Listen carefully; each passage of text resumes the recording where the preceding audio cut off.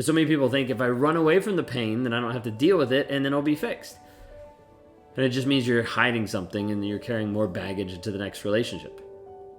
But this first step of acknowledging and accepting the pain is absolutely crucial. It's important to validate your emotions and understand that it's okay to feel hurt. It's okay to feel broken.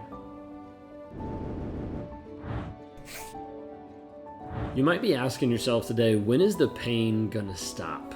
Like, when am I gonna stop hurting after being with a narcissist? Have you been in a toxic relationship? Have you been with someone who has been toxic, that has been narcissistic? And are you wondering if that pain is ever gonna stop?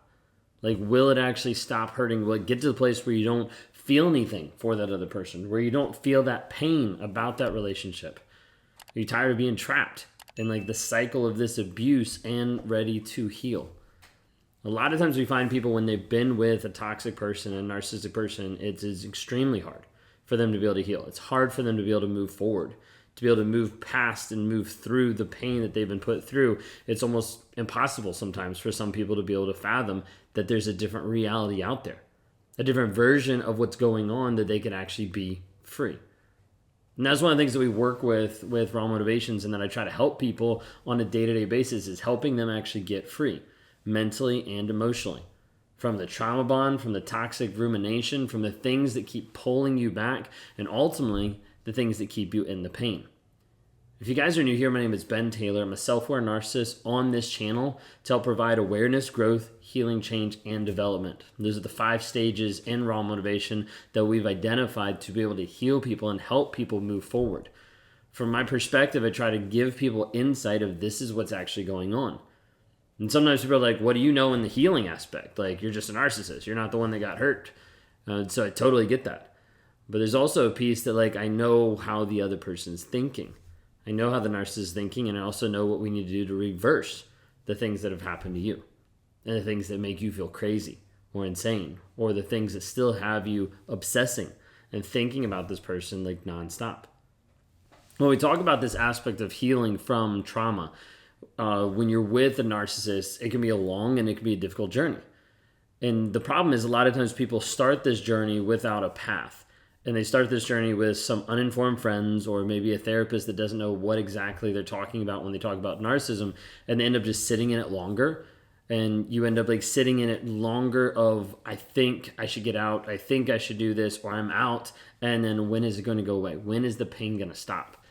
And it's really common. It's common to wonder like when the pain's going to stop hurting and when you're finally going to be free from the emotional scars like left behind.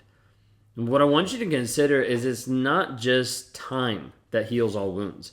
A lot of times people will say like, oh, like just give it time, you'll get over it, like it'll be okay. And people try to give you a bunch of advice with stuff they really don't know anything about. So what we've noticed over a period of time and working with a lot of different survivors is it's not time. I can talk to someone who's been out of a narcissistic relationship 2 weeks, 2 months, 2 years, even 20 years, and they're still in the same place. They're still in the same place emotionally and mentally.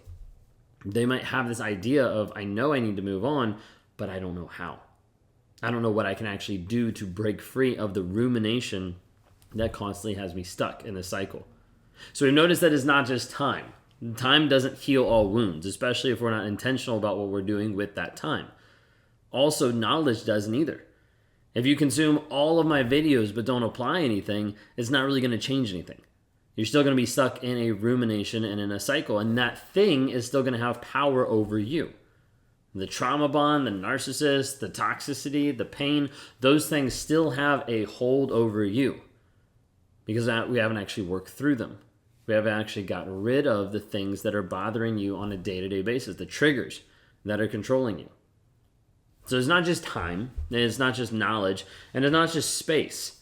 Like, it's not just distance away from the narcissist. It's not just moving out of the state or the country or whatever it might be to be able to avoid interaction with this person, like no contact. It's not just that. That's not going to fix it either. We've seen people that have been away from a narcissist for multiple lengths of time, 2 months, 2 years, no contact with this person, and still stuck in the mind. With the rumination, with the thoughts, with the wondering, sometimes with the pain shopping of going back and kind of stalking their profile to see what's actually going on. The only thing that I've seen consistently that has helped people actually change and get free from narcissistic abuse on a consistent basis, like we've applied this model to multiple people, is being able to break free from changing their mindset. We normally call this rewiring. Now, to give you an idea, like rewriting is something that a narcissist does.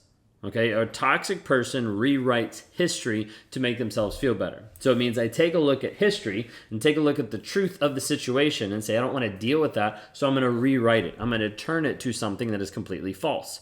Okay, false reality. It was true, I rewrote it, rewriting it to a false narrative so I don't feel bad about myself. What happens is you start to believe the stories that have been oppressed upon you by narcissists, by other people, by yourself, and you start to believe a false story. A fantasy or a fiction, something that made you think that this was the best relationship or made you think that they actually cared when they never showed it, when they didn't actually come up with the aspect of how they demonstrate that. So we have to walk in and have to help you rewire. Now, rewiring is the aspect of going back and looking at what happened, the false stuff that happened, and rewiring it back to the truth.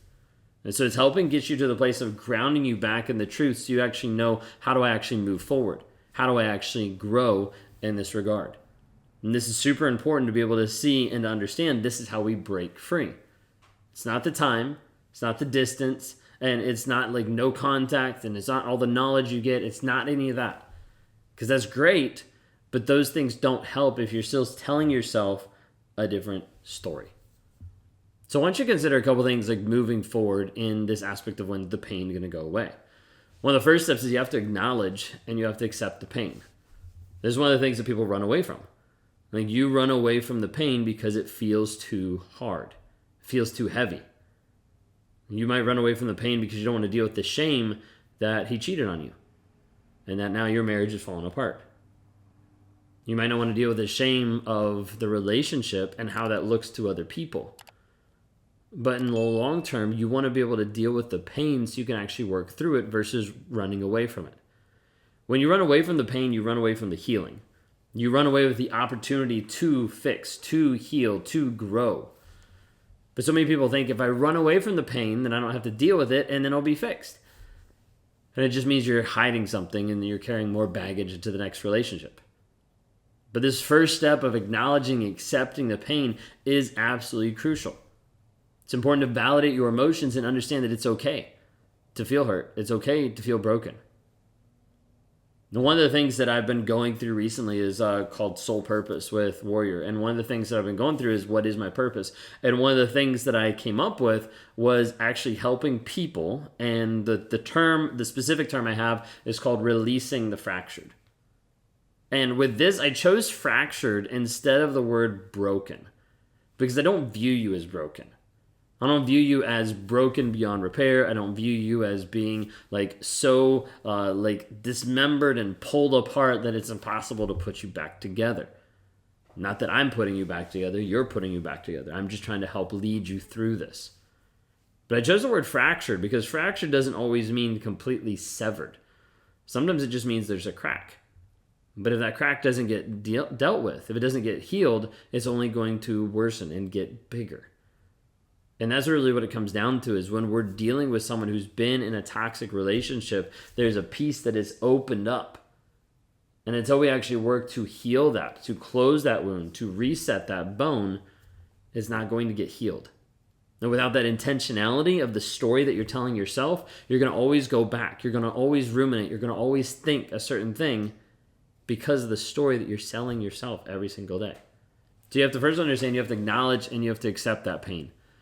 Second thing is if you're not already seeing a coach or a therapist or anyone like that, you need to get involved with someone like that to be able to work through your trauma. Seeking professional help is absolutely essential. A therapist that specializes in trauma, narcissistic abuse can be really beneficial. Someone who does EMDR can help clear some of the past trauma.